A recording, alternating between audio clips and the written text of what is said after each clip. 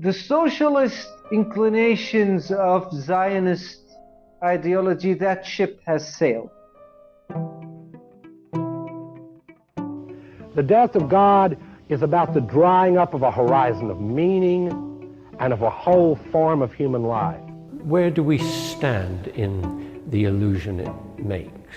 What kind of space are we invited into? The material relations between people become social relations between things. When we look at toasters, corn, and TVs, we don't see... We still, to a large extent, live in the interregnum between worlds, if you will, or between paradigms. Not many people in the history of the world have faced that. Diet Soap is a Sublation Media podcast. Fakhry Al-Serdawi is a Palestinian writer contributing to the Palestinian publication Arab 48, to the Lebanese publication Al-Akhbar, and to Sublation Magazine. Fakhry, this is your third appearance on Sublation. Thank you for coming back to discuss the ongoing horrific conflict and bombardment of Gaza. And wanted to just dive right in to ask you about, you are a patron. Thank you very much for being a patron. And you have been following Sublation Media's coverage and commentary on the conflict and cruel attacks on Gaza that have emerged since October 7th. How would you characterize how we're doing as a Palestinian? It's good that you reminded me when you mentioned that I'm a Patreon. So there were several stages. First, the first week after October 7th, I was on Twitter X. It was my first Twitter Gaza war. I never had Twitter before. I think I made it in December 12th, 2022, just before it became X. And I started to, I left that, and then I was very active on the Patreon, and then I left that because it was getting a little bit exhausting in general, whether the news about the war itself or the discussion about the war itself.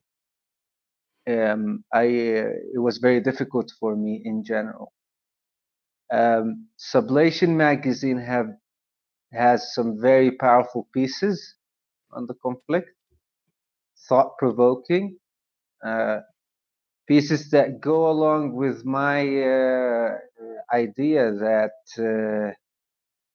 one of them is there's no liberal solution for Palestine, or there's no solution for Palestine under liberal capitalism, and in general, some really strong pieces like Ralph Leonard's piece criticizing Israeli settler colonialism from a perspective of empathizer of the plight of the Jews in the 20th century, early 20th century, and the solution of Zionism as a possible solution. That being said, if I have a critique for Sublation, and Edward Said says there's no solidarity without critique, it would be a general critique for all of us, I guess, that we have never been prepared for this. At the end of every podcast, Diet Soap podcast, we hear your great voice, Doug, saying critique from the left to the left. And I think that we were busy critiquing what is the next crazy thing that the left is going to do, to the extent that we couldn't see the whole picture. And it's still blurry, whether the picture of the war itself or our response in the war in the West. And back then, October 8th, I warned that a cold historical approach is required. And just as a side note, I have warned both the left and the right, and what I was afraid of was the right. Is right going to revert to neoconservatism? Large proportions of it really came back. So we were very consumed with criticizing the left to the extent that we didn't take into consideration that it might be right about few things. One of them, ceasefire. The other thing is, what happened in October 7th was horrible, but what's coming is worse. I do not think of the ceasefire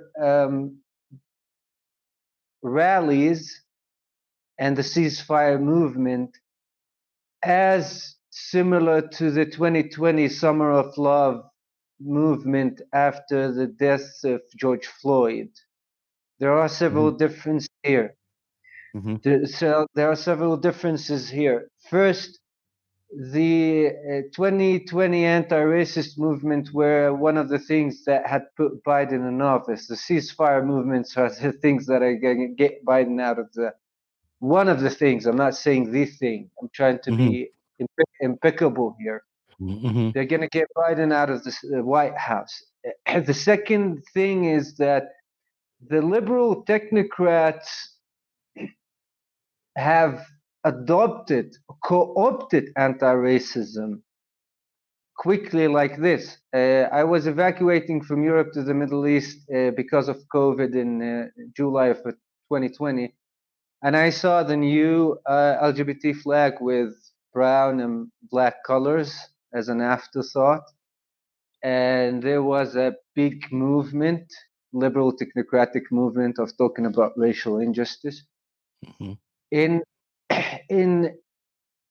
the situation with Gaza, there is a great rift here between liberal technocrats and a lot of the social justice movement on seeing eye to eye on this. The liberal, and this is where we come back to the idea of, because if it's an issue that cannot be solved under capitalism, or we cannot pretend that we're solving it under capitalism like anti-racism, there was a reluctance from the liberal technocrats to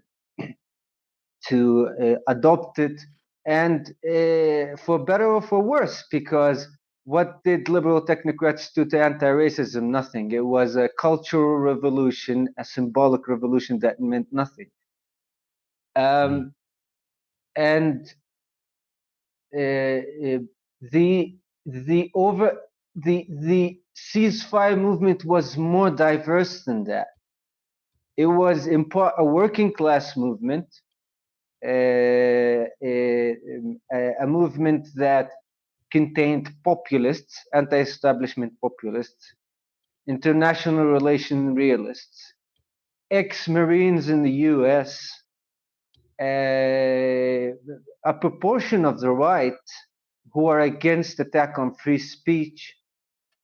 You didn't expect who's gonna be with ceasefire movement or against the ceasefire movement, or a little bit critical of Israel, but without being necessarily the ceasefire movement. Like, for example, I was surprised by Candace Owens' rift with Ben Shapiro, for example. That was surprising. This is the nature of what we're dealing with, and we cannot really comprehend it. So, yeah, it's not a criticism for sublation more than a way of saying that it is something that we need years to understand, whether the war itself or our reaction to the war. Ashley Frawley wrote something in Compact that initially I was against, which is that progressives are death-oriented, and this is why they celebrate October 7th, and they are interested in subversion, not in true social change. First, I was against what she wrote. I had some notes, Then later on, I had less notes about what she wrote, and I was completely against. She's partially right. I was at a pro-Palestine rally, and there was a I don't know, a non-binary trans type of person, and they I'm gonna use they. They also wore a ski mask sometime later. I don't know. They like being a terrorist or. And someone in the rally said to end of all racism, a person from a European origin. And the response of this LGBT person, not representative of the LGBT community, of course, who was also of a European origin ethnically. I don't think it was a person of color. It's not racism if it's against white people. He screamed in a pro-Palestinian protester from a white origin. So I believe in what Ashley said, that some people are interested in subversion. Some people are not interested in the freedom of expression and speech. They are interested in annoying people. And it's not about Gaza, it's about them. And on the other side, those people do exist in the Israeli rallies. You know, Ashley's paper was written compact, and some of the compact audience are Fox News audience, unfortunately. And they don't need a lot of convincing that 1984 East Asia, the ideology of this state is death worship, from George Orwell. So it's a bit it's not that part of the audience is not critically thinking about that, but it is on the other side that, just like Chris Cutrone said, Zionism was a concession to anti-Semitism, and Zionism was apocalyptic oriented. Part of the ideology was about life and becoming a farmer and constructing the kibbutz, just like constructing the kolkhoz in the Soviet Union.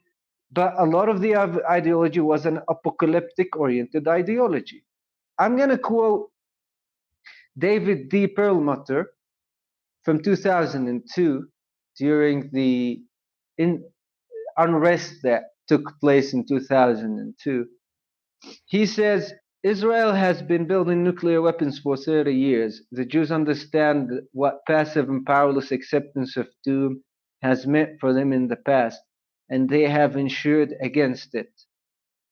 Masada was not an example to follow. It hurt the Romans not a whit. But Samson in Gaza with an H-bomb, what would serve the Jew-hating world better than repayment for thousands of years of massacres, but a nuclear winter? I really like that Jacob Siegel is against that, that line of thinking, and I am against that line of thinking. I'm against consumerism. But I think that at the Palestine rallies and at some of the Israeli rallies, there are some normies who are genuinely concerned about the situation. One of the examples that I saw at the rallies, one of the great examples, were anti-Zionist Jews. It's not about any identity politics. It's about their feeling of a historical responsibility. Their feeling that the Palestinians are left behind. A lot of Palestinians in America, Palestinian Americans, feel that also they are leaving Gazans behind. So that's a different motive than being wanting to be disruptive.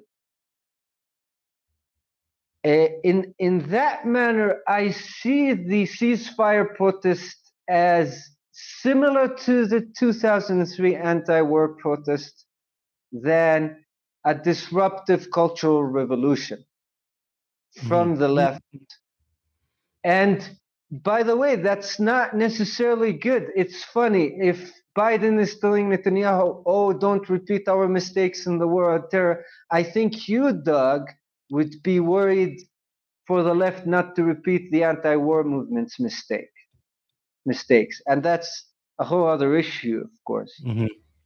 And the third type of people who are on either side are realists, people who are thinking about the game of international relations and what opportunities and threats exist. And we'll talk more about the nature of such realism in other questions. But that would Yeah. be my answer. Yeah. Well, I will just say that I was for a ceasefire, and am still for a ceasefire. And I let me just ask you this before I go to another prepared question. Do you think that with enough pressure, it could be possible that Netanyahu's government in Israel would be forced to negotiate with Hamas over some path towards a two-state solution or some sort of settlement to end the conflict? And would you support that demand to negotiate with Hamas? Hamas is not an official negotiator. The PLO is an official negotiator on the two-state Right. solution. Hamas is Right. a political party, an armed actor within the thing. But I just want to, I forgot to add something to my last answer, which is the nature of the ceasefire protest. I think what happened when people were trying to build consensus on what happened after October 7th is that people are exhausted by the establishment itself after Ukraine, COVID, maybe even wokeism. That's also another dimension of the ceasefire movement. But I think the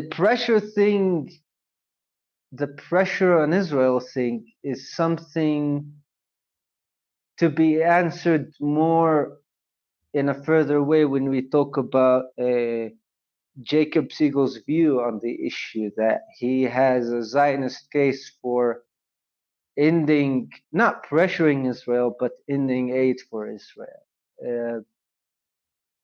I do think Right. that the U.S. has a crucial role, and I do think that the U.S. has a role in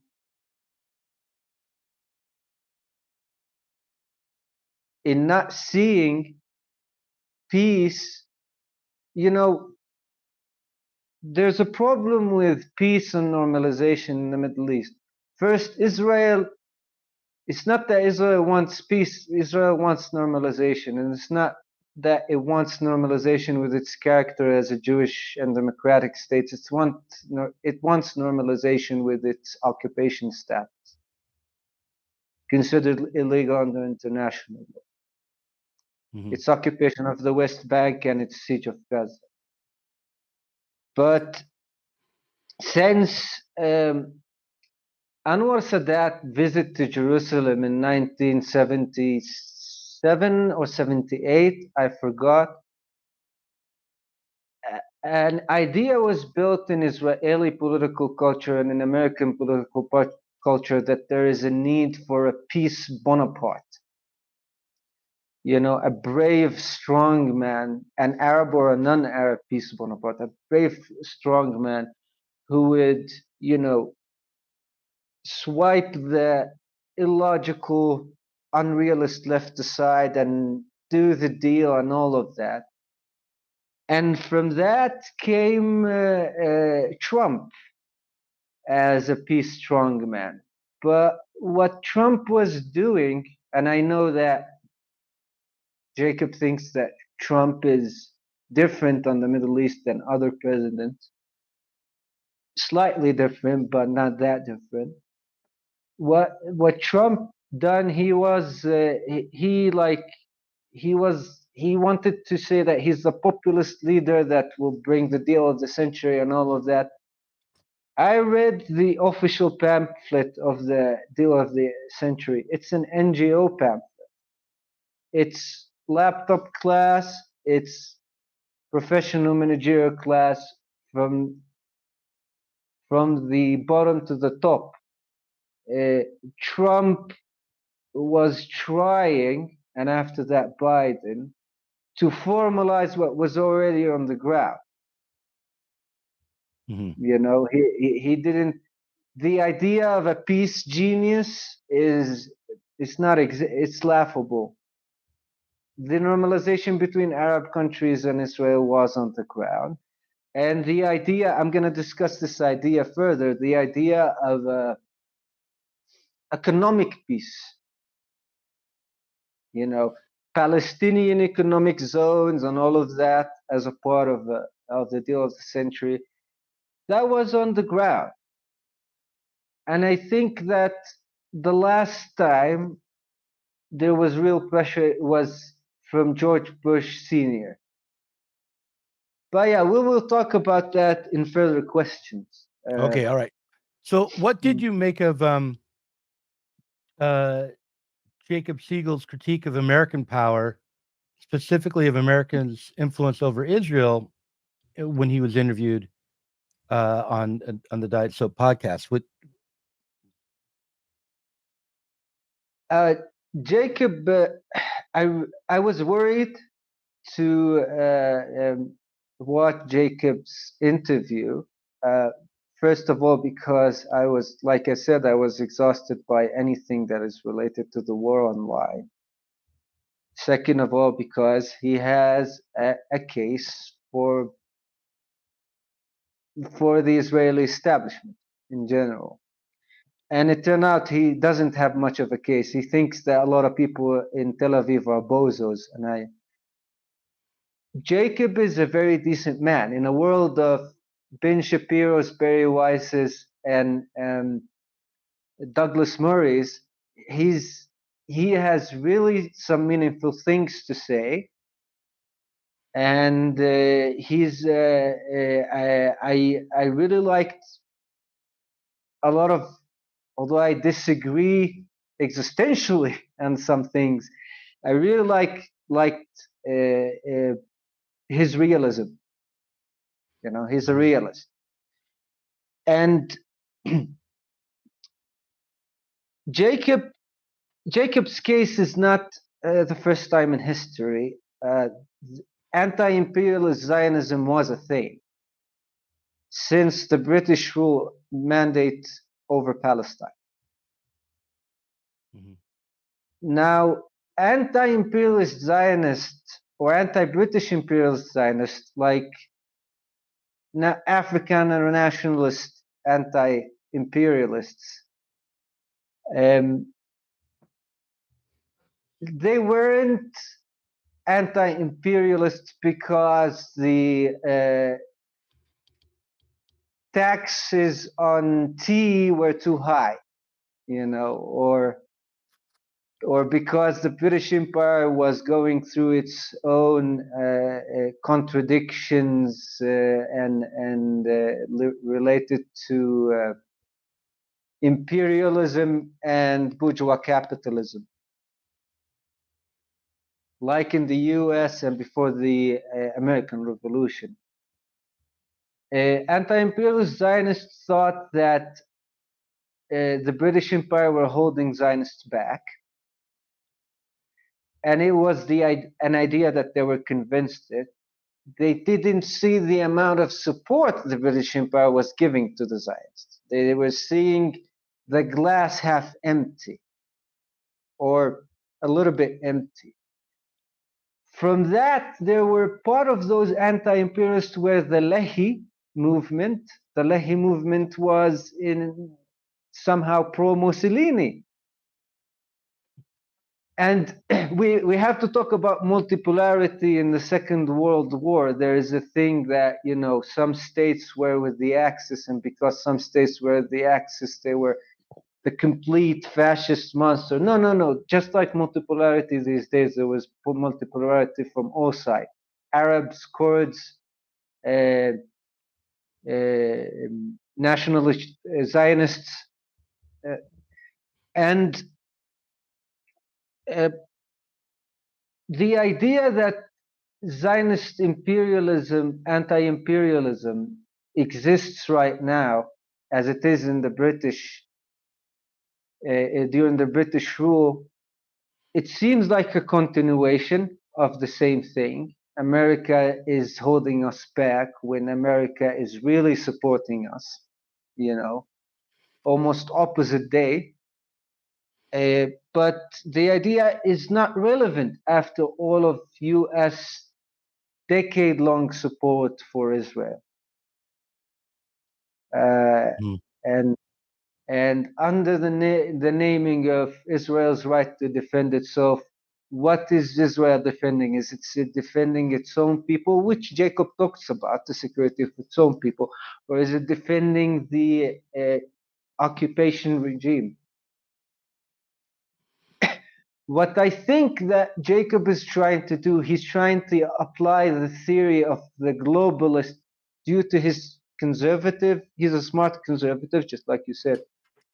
Due to his conservative inclination, he's trying to apply the idea of the globalist American empire, GAE, on Israel. And it does not work for several reasons. First, the liberal, and he compares between liberals in the US and liberals in the Israel, and left-wing people in the US, Democrats in the US and left-wing people in Israel.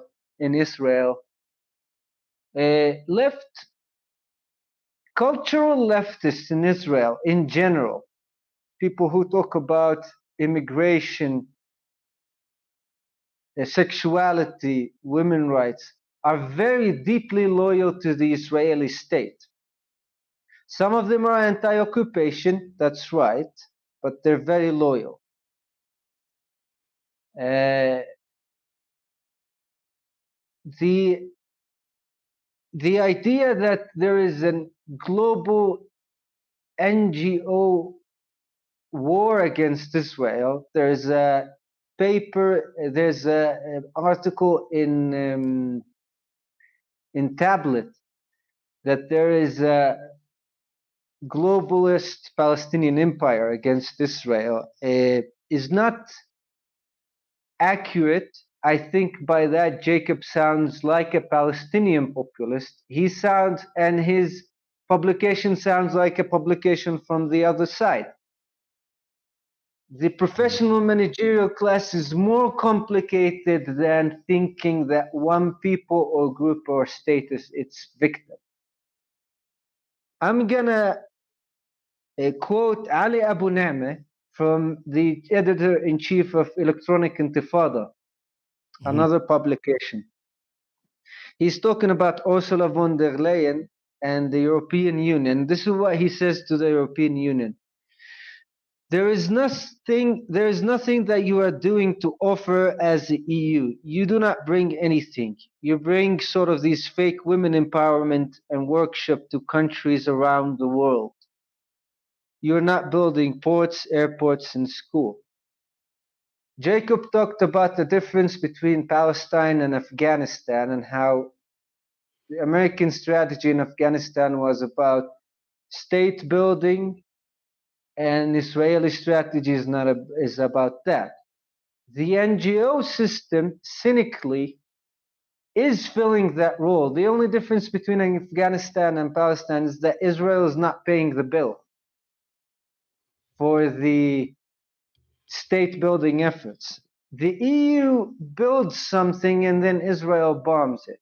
This is why Palestinians on the ground are deeply resentful against the professional managerial class and the liberal technocrats. Another thing, Israel is not against the NGO system and the professional managerial class per se when its national interest requires that. Let's take another example, Syria. There was a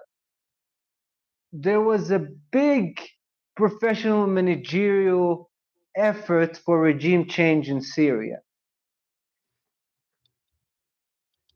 I don't care about the regime. I have my notes against it. And I will explain that more during the interview. Mm-hmm. And Israel was on board. Why? Because it wanted to prove that it was a North Korea type democracy in comparison with the surrounding countries. That is a beacon of democracy, completely different to what Jacob was saying, by the way. That is a beacon of democracy that somehow Arabs are closet normalizers. They really want to normalize with Israel, but their evil regimes are not allowing that, which is completely preposterous hypothesis. No, that's the reverse. That's the reverse, isn't it? Isn't it? The reverse is the people in these countries don't want normalization, whereas the ruling parties would be happy enough to go along with it. Is that? Yeah, thank you. This leads us to the next point. What about, I'm sorry to do whataboutism here. What about the peace industrial complex, the normalization industrial complex, the Abraham Accords industrial complex? Mm-hmm. That, you have a big professional managerial class that is not interested in normalization, but interested in hyper-normalization, making it like in Washington, in Tel Aviv, in other places, in Arab, the Washington blob, each administration comes and wants to make a big deal out of peace, and that it's a big achievement, and the Abraham Accords is a big achievement. Just like I told you, I mean, the deal of the century, the deal of the century was a NGO PDF. It wasn't that big of a deal, and it was about formalizing what already existed. And this is another thing that Jacob said, was that he compared American society or American professional managerial class to the Israeli professional managerial class and pro-Palestinian professional managerial class, where he claims that things had gotten better for Palestinians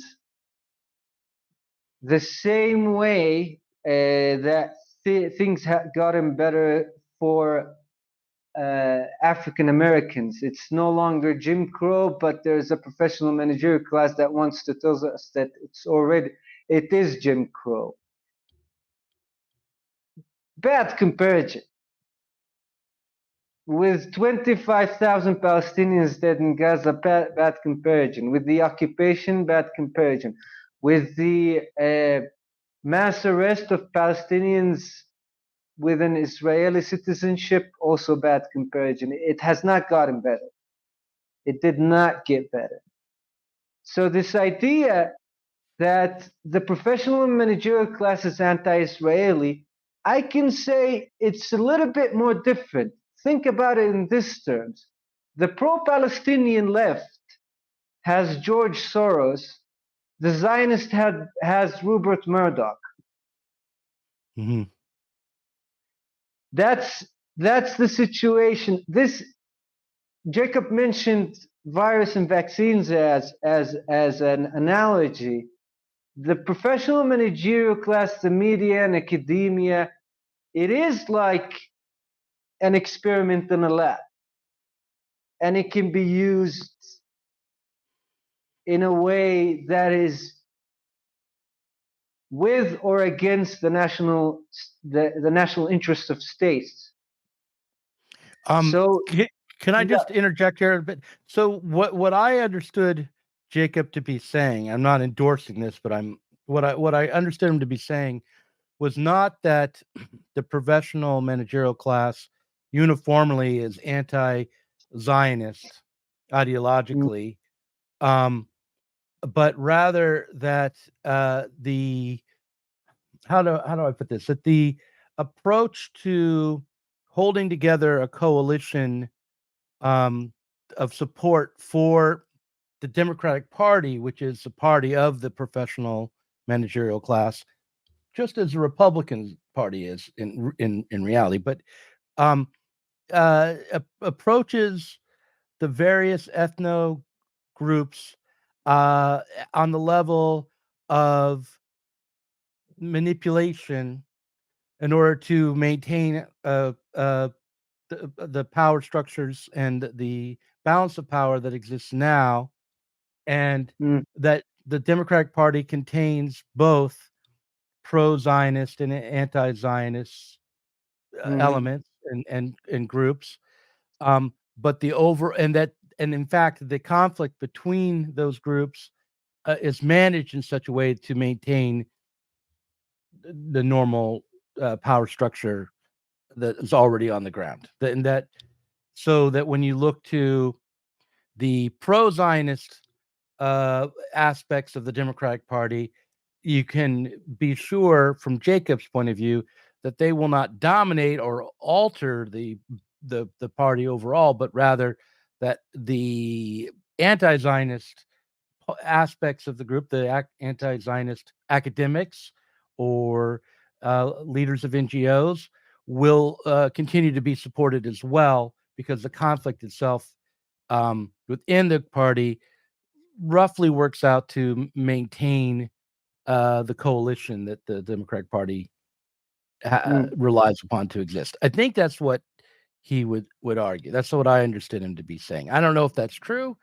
I will say that I read the New York Times and I read about one of the members of the squad trying to assuage both his Jewish constituents who are very concerned about the anti-Semitism that they were feeling in New York, and about the lack of support for Israel, and also the Arab and Muslim communities, and not just Arab and Muslim communities, but also Black voters who felt solidarity with the Palestinians, and basically having listening sessions and nodding at both parties without actually taking any particular stance on the issue, and probably ending up supporting Israel in the end. But anyway, that's enough from me. I'll let you respond to all of that. Yeah, I mean, I think that the way that the Republican Party is reverting to identity politics when it comes to its crusade against anti-Semitism reminds us with the Democratic Party's crusade against anti-racism. And I think that it comes back to the problem that neither the Palestinian question or the Jewish question can be solved with capitalist politics. It will reproduce itself naturally. And I do agree somehow with Jacob that, and I'm glad that he's alienated by IPAC even, like he doesn't want anything to do with him. But I think that he's a realist, but he's an idealist in the matter of that the U.S. is holding Israel back because of the complexity of its capitalism management politics in Washington, and by that he proves the theory that Israel is a third world Bonapartist state that is vying for more independence. But I think that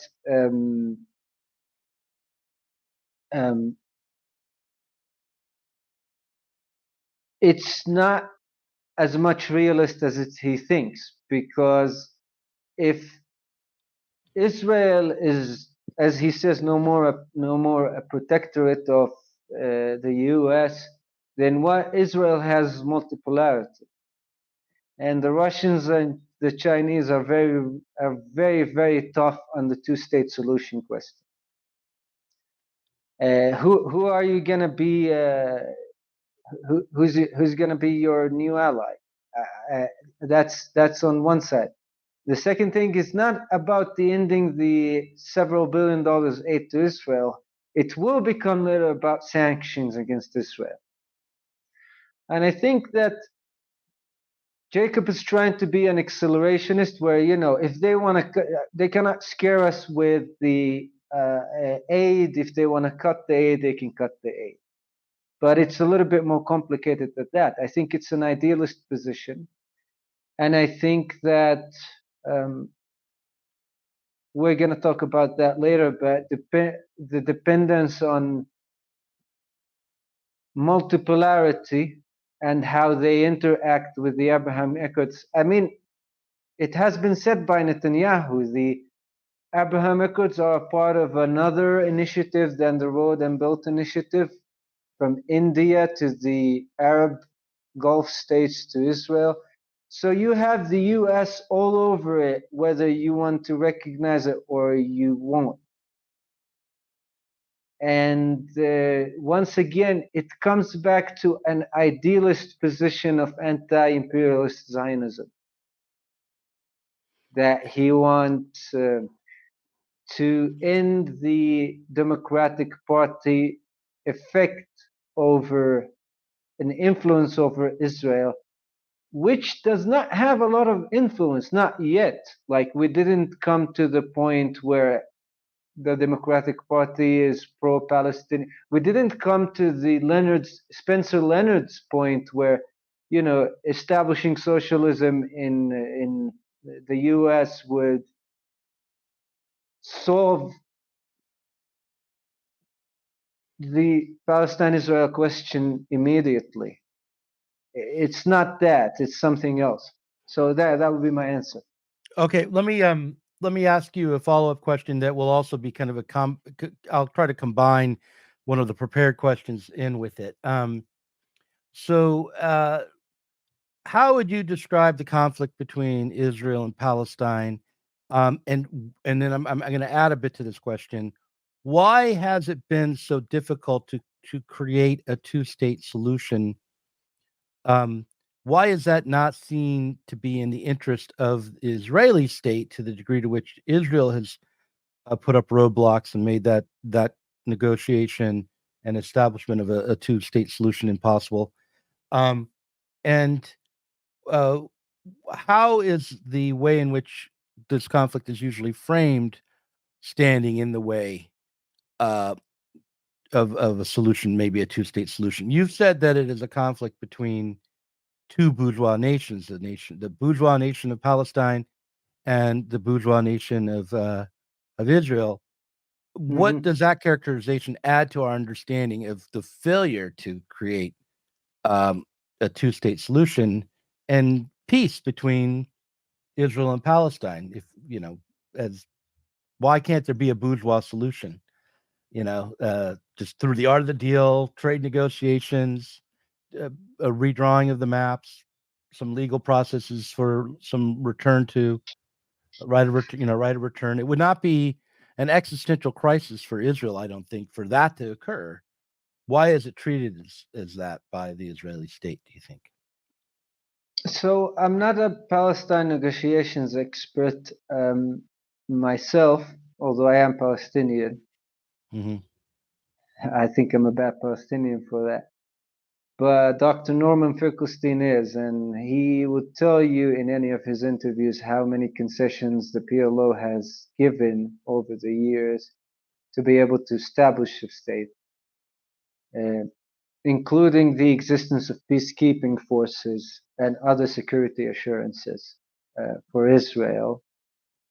And it is painted that it is Arabs that are not interested. No, look, I'm granting you, like in this question, I granted you that it was Israel who had blocked the process to a two-state solution. And what I'm asking you is not who's at fault or whether or not the Israelis no. should. I'm asking you, why is it in the interest of Israel? What is it about the two-state solution that makes it so difficult for two bourgeois nations to negotiate a peaceful settlement so Okay. that two states can exist? So the thing we talked about, we had some rich conversations about decolonization, whether here in Sublation or whether in Platypus, with some of the Platypus guys. And you know, I was directed to Kautsky in colonial policy, which is a very good one. And the decolonization discourse that appeared after October 7th, you know, the decolonization discourse is almost always right-wing. You know what's the craziest decolonization statement that I have heard during the war? What? Benjamin Netanyahu, this is the second war of independence. So Israel wants to decolonize itself from Hamas, you know. So we are all closet decolonizers ready to use decolonization against our enemies. Some of the anti-Iran politicians and journalists in Arab countries once talked about Soleimani, who was assassinated in 2020, Qasem Soleimani, the Iranian, as the Iranian minister of the colonies. So everybody did it, including the U.S. administration. You know, it's there was always a consideration that the Soviet Union is colonizing, not modernizing, Central Asia. So there's a big problem with the decolonization discourse in general. But even on top of that, there is a problem with, from the left, of saying that it's the natives fighting the settlers. And this is where Ralph Leonard comes in. I think that what happened was, what would make us understand what happened is, I'm going to mention a novel, an alternative history novel by Harry Turtledove, a series of novels that are about another civilization coming to colonize Earth. It's a 9-book series, but there is a trilogy called Colonization, by the way. So I'm not saying that the settlers or the white settlers or the Israelis are aliens, but it's just to make us understand. One of the novels was about an alien civilization that would study Earth during the medieval era, and they decide to colonize it. But because the interstellar trip takes so much time, they arrived after capitalism was initiated on Earth, and they arrived during World War II. And so the problem with the Zionist project is that there was already not only people there, but a bourgeois society there.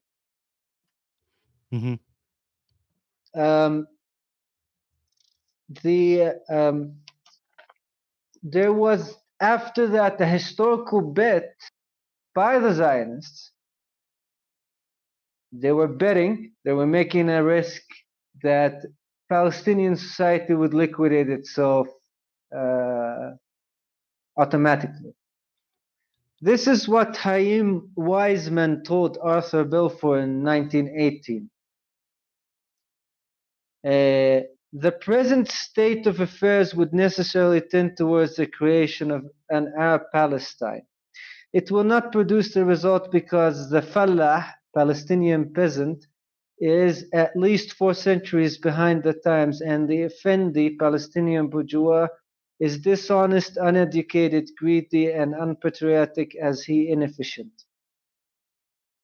So they thought that this society is not advanced enough for it not to liquidate itself after the establishment of Israel. The historical bit was wrong, and the Zionism had to contend with the fact that it could not liquidate another bourgeois society. What happens with bourgeois societies is that they don't go away. And I'm not saying that colonial adversities against pre-capitalist societies are less immoral than eradicating a bourgeois society. I'm saying that the results are different. Mm-hmm. One of the results of colonialism in South Asia is mixed people, and South America is mixed people and indigenous people participating in the creation of the bourgeois state, you know. Mm-hmm. But in the case of bourgeois societies, when they become displaced, what they do is they regroup. And this is what happened with Jews after the Holocaust. They either regrouped in the US and participated in bourgeois society there, or they regrouped in the Holy Land. Mm-hmm. And this is the problem. And this is the problem with from the river to the sea. There are two explanations from the river to the sea. And Jacob wants to say that there's only one explanation. The first explanation is a democratic state for all, and the other explanation is that, yeah, the current Israeli bourgeois society should go away. It's not even the leader of Hezbollah understand that it's not going away. Hassan Nasrallah. And we talked Mm-hmm. about that earlier. Mm-hmm. So, Right. So, okay. So you've been saying that so far, just in your explanation, you've pointed out that the Palestinian nation, as a bourgeois nation, could not simply be absorbed by the creation of a bourgeois Jewish state, because where it might have been able to be just absorbed if it had not been already forming into its own bourgeois nation. So that's why the conflict continues on rather than a process of assimilation into one bourgeois state occurring. I'm roughly, is that roughly what you have said so far? The British mandate was endorsing a contradiction when it endorsed both a Palestinian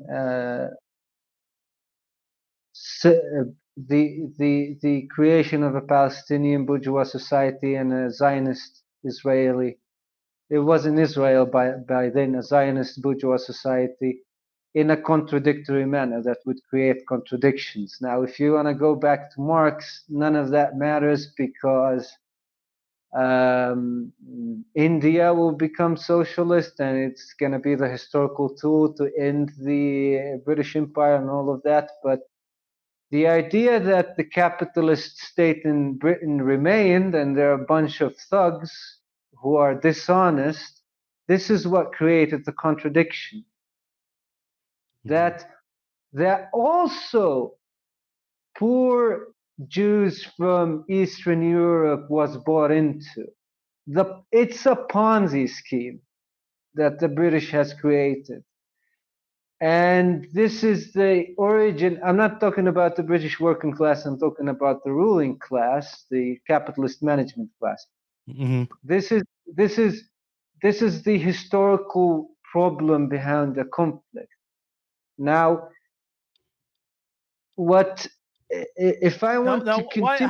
How is it a Ponzi scheme? Just to be clear, because a Ponzi scheme is where, I think it was Bernie Madoff that ran a Ponzi scheme where you get investors and you don't actually invest the money or make it into production or into something worthwhile, but rather when it's time to pay off the interest that is due to your investors, you simply use the money of new investors to pay them, and it's a scheme where there's it's a racket where without getting new investors, without expanding the amount of investment into your scheme, what's going to happen is you're going to end up having to tell you just take the money from people, spend it how you like, and only pay people off through finding new suckers. That's a Ponzi scheme. I meant it rhetorically, not one-to-one comparison with a Ponzi scheme. But it's what meant in a rhetorical manner. But they were bought into the idea, and we'll talk about that later, the ethno-national state and the problem with the ethno-national state. And this is the main problem. The problem that we're talking about, an ethno-nationalist state, where there are no defined borders, and where there was a huge interest in containing Palestinian civil society even after 1967. I mean, if in Afghanistan, and you and Jacob mentioned Afghanistan, the U.S. tried to reconstruct a bourgeois society since the occupation in 1967. Israel has been trying to contain Palestinian civil society, and in the Nakba, it has destroyed a lot of the Palestinian civil society. A civil society that was mainly Mediterranean, and it does not come back to an inherent evilness in Zionist ideology. It comes back to the fact that it was unachievable. They thought it was achievable, but it was unachievable, that the people would simply move. Now, many Zionists would flatter themselves, saying that the reason that Palestinians are stubborn or persistent is that because they're anti-Semitic. No, it's because bourgeois civil societies regroup. I do understand the Israeli civil society as a regrouping after the catastrophe of the Holocaust. I empathize with that. And in 1948, I also empathize that to destroy or be destroyed, this is the amount of contradiction that the British Empire has created and withdrawn in 1948. I think a lot of Zionists thought about the idea that destroy or be destroyed. So that's my answer.